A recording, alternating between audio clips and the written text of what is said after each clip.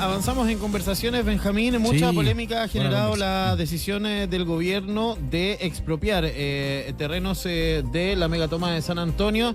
Para conversar de este tema y para profundizar también en esto, vamos a conversar con Pablo Alar, decano de la Facultad de Arquitectura y Arte de la Universidad del Desarrollo, que está conectado con nosotros. Pablo, ¿cómo le va? Muy buenas tardes. Hola, Pablo.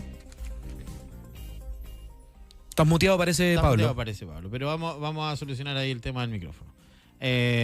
Oye, bueno... ¿Me escuchan? Ahora Ahí sí, ahora sí te escuchamos, como Pablo. un cañón, Ya, fuerte y claro. ¿Qué tal, Yerko, Benjamín? Gusto de saludarles.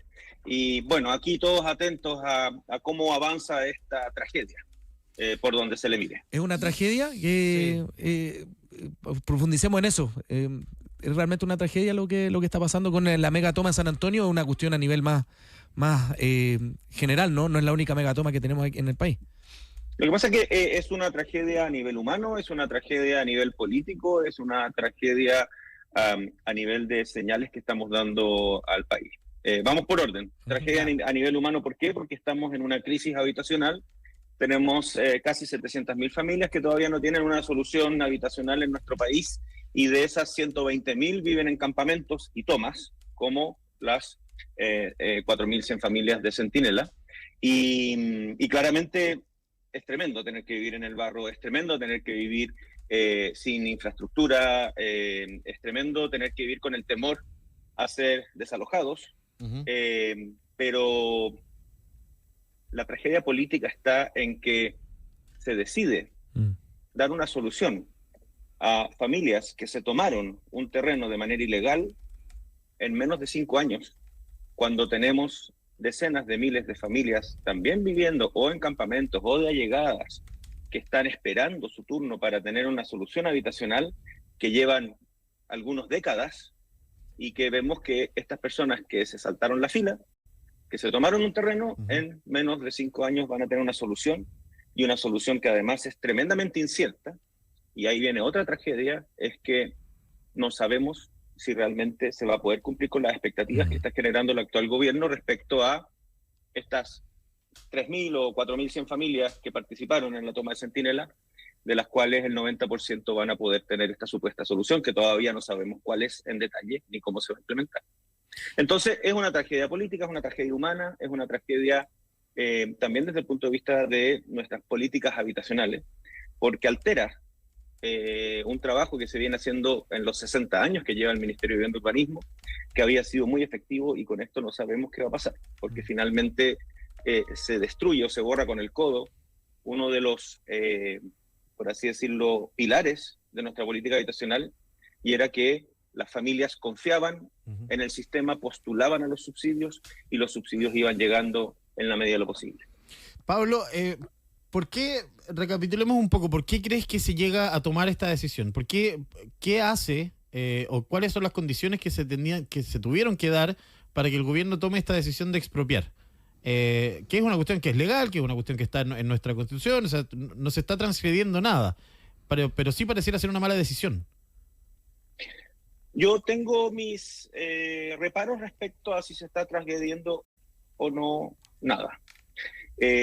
Las expropiaciones existen en la Constitución, son un mecanismo que el Estado usa. Nosotros, cuando yo estuve en el Ministerio de Vivienda, lo usamos durante la reconstrucción del 27F, porque había que expropiar a algunas familias que vivían en los bordes costeros o en los bordes fluviales para construir parques de mitigación, parques públicos que permitían, ¿verdad?, reducir el riesgo al resto de las familias y habilitar para que se pudiera reconstruir de manera segura. Se ha hecho, y existen mecanismos con 3 tasadores, tasaciones independientes, etcétera. Ese no es el tema. El tema acá es que este campamento es un campamento reciente, tiene 6 años. Claro. Y se convirtió en la toma más grande de terrenos de Chile, probablemente, por desidia. Desde el momento en que se toma, el año 2019, cuando recién habían, según el catastro de campamentos del año 2022, habían 800 familias cuando viene el cambio de gobierno. O sea, todavía había tiempo para intervenir y decirles, por favor, salgan, les vamos a buscar una solución temporal, etcétera, pero no pueden estar aquí. De hecho, los mismos propietarios pidieron desde el primer día que las familias, digamos, fueran expulsadas del terreno. Pero ahí empiezan los problemas políticos. ¿En qué sentido? Por un lado, Ujú. hay antecedentes, y eso los manejan, digamos, las personas que están investigando el caso, que participaron algunas autoridades municipales, activistas, grupos radicales de izquierda, en fomentar la toma. Segundo, también hay señales, y eso hay estudios de Atisba, de Iván Poduje, de que también hubo narconotificadores o mafias notificadoras, como las que asesinaron al empresario Correa en Quilpué, que con maquinaria pesada comenzaron a urbanizar y definir bien los terrenos, etcétera, y por eso creció tan rápido. Y lo último, que es lo más grave, y es ahí donde creo que sí hay un problema entre los poderes del Estado, es que hay un dictamen, hay un juicio de la Corte Suprema, avalado además por todas las otras cortes aguas abajo, que ordena a desalojar la toma. Y aquí viene el problema. Nunca ha habido voluntad de parte de este gobierno para hacerlo. ¿Por qué? Porque políticamente no quieren hacerlo. En el programa de gobierno del presidente Boric, página 151, leo literalmente: priorizaremos una respuesta nacional digna, ágil a los campamentos, anteponiendo la instalación de mesas técnicas para el diálogo con las comunidades por sobre los desalojos. O sea, anteponiendo el diálogo sobre los desalojos. ¿Y qué pasa? Que hay otro poder del Estado que dice, hay un fallo judicial para desalojar, y el presidente y todos sus ministros, y de ahí todos para abajo, van a anteponer el diálogo por sobre un dictamen judicial. Entonces, nunca hubo voluntad para desalojar, y se fue dilatando y dilatando el proceso, chuteando, buscando soluciones. En marzo, cuando ya tenía que haber una solución, el ministerio salió con esta idea de que iban a armarse cooperativas entre las familias y que las familias iban a comprar el terreno. Resulta que las familias obviamente son familias aquellas que realmente necesitan una vivienda, porque hay muchas que están ahí de puro fresco nomás. Las que necesitan una vivienda juntaron algo de dinero, pero no es suficiente para pagar el terreno. Entonces finalmente no resultó esa medida, y ahora que tienen que ejecutar el fallo judicial del desalojo, salen con esta solución a billetazos de comprar el terreno para algunas familias. Pablo, ¿qué tan riesgoso es esta combinación de expropiación y desalojo en paralelo? Imagino que hay riesgos técnicos, también sociales, de avanzar en estas dos cosas al mismo tiempo, ¿no? Bueno, hay muchas incógnitas todavía. La primera es que para hacer un desalojo por ley, y con la ley, digamos, que existe ahora de usurpaciones, se requiere tener un plan que permita tener viviendas transitorias, albergue, que se vaya trabajando, digamos, en diálogo con las comunidades para ir permitiéndoles sacar sus pertenencias, etcétera, como se ha hecho en algunas tomas. Se hizo hace unos meses en Valparaíso, se hizo esta semana en Lo Barnechea, con un poquito de tensión y violencia, porque siempre hay personas o grupos radicalizados que no quieren irse porque saben que no son elegibles de subsidio, etcétera.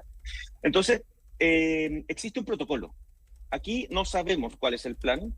El ministro esta mañana en otra radio, en Radio Tele 13C, dijo que eso era resorte del Ministerio del Interior. O sea, no sabemos qué va a hacer el Ministerio del Interior, y ellos dicen que van a hacer este plan urbano, maravilloso, precioso, fantástico, qué bueno que haya un plan urbano, pero ese plan va a demorar años. Y más encima está planteando, y no quedó claro tampoco en las declaraciones del ministro, si los recursos del Estado van a ir para la compra del terreno y las familias van a tener que urbanizar, o si finalmente vamos a terminar todos pagando la urbanización, porque es altísimo el costo de urbanizar, sobre todo en terrenos con colinas como este. Entonces yo creo que están básicamente lo que están haciendo, y lo lamento, porque la verdad es que yo lo que más deseo es que le vaya bien a este Ministerio de Vivienda, que cumplan con el plan de emergencia habitacional, pero en un contexto en que el plan de emergencia habitacional y el presupuesto para vivienda para el próximo gobierno están en riesgo por falta de financiamiento. Ojo que se echarían la mitad del presupuesto que tiene el programa de asentamientos precarios del próximo año solo en esto.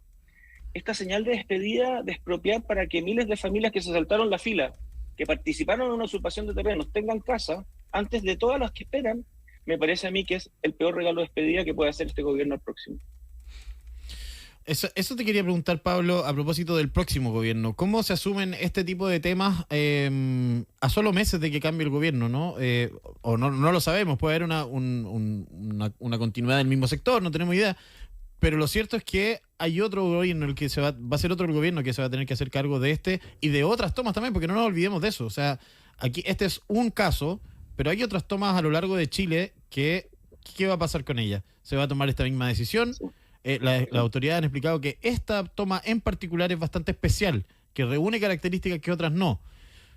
Pero no sé si eso termina de convencer, Yo creo ¿no? que los chilenos y chilenas somos todos iguales ante la ley y no sé cuál sería el grado de especial que tendría esta gente que hace 6 años se tomó el terreno, cuando hay familias que viven hace décadas esperando una solución habitacional.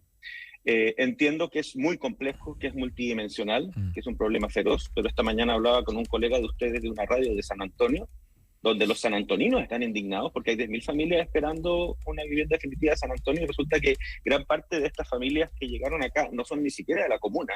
Cuando se empezó a correr la voz de que estaban disponibles terrenos para tomarse, llegaron de otras partes. Entonces, yo no sé qué tan especiales son por sobre el resto de los chilenos. Ahora, un tema sí que creo que es relevante, tú hablabas del próximo gobierno. Todavía no sabemos, ¿verdad? Quién va a ser el próximo presidente o presidenta de Chile. Si sale electa la señora Jara, el mismo ministro Montes declaró semanas atrás de que en la organización de la toma habían asesores de la candidatura de la señora Jara. Por lo tanto, lo más probable es que se siga dilatando este tema, se siga apoyando a quienes usurparon los terrenos, se siga culpando a los propietarios de supuestas especulaciones con el precio, etcétera. Si gana el señor José Antonio Kast, él ha sido bastante claro en que hay que hacer cumplir el Estado de Derecho. No sé si la expropiación se logre ejecutar antes del cambio de gobierno. Por lo tanto, ya sea, si gana Jara, se va a seguir dilatando, se va a seguir fomentando las tomas. Ellos dicen que no van a fomentar las tomas, pero probablemente tampoco van a ser estrictos con los desalojos. Y si no tienen buena gestión, que es el problema que ha tenido este gobierno de la gestión, van a seguir creciendo las tomas. Y por otro lado, si gana el señor Jara, va a tener que ver cómo maneja el tema de los desalojos, velando por, y ahí viene nuevamente la tragedia y el drama humano, velando por el bienestar de esas familias. O sea, hay 3.000 niños, hay muchos adultos mayores, hay personas con discapacidad, hay que tener tacto, cuidado para separar también quiénes realmente son los usurpadores que se aprovechan de quienes son familias que están en la desesperación y necesitan el apoyo del Estado. Así que no va a ser fácil la solución para quien sea que sea el próximo presidente o presidente. Bien, pues Pablo Alar, decano de la Facultad de Arquitectura y de Arte de la Universidad del Desarrollo, conversando con nosotros. Muchísimas gracias, como siempre, Pablo, por tus minutos. Gracias, Pablo. Que estés bien. Buenas tardes. Encantado. Y ojalá que se logre una buena solución, no solo para sino que para todos los campamentos. Chile puede ganarle la batalla a los campamentos y lo vamos a hacer. Eso, muy interesante. Pablo, que esté muy bien. Un gran abrazo. Chao, Pablo.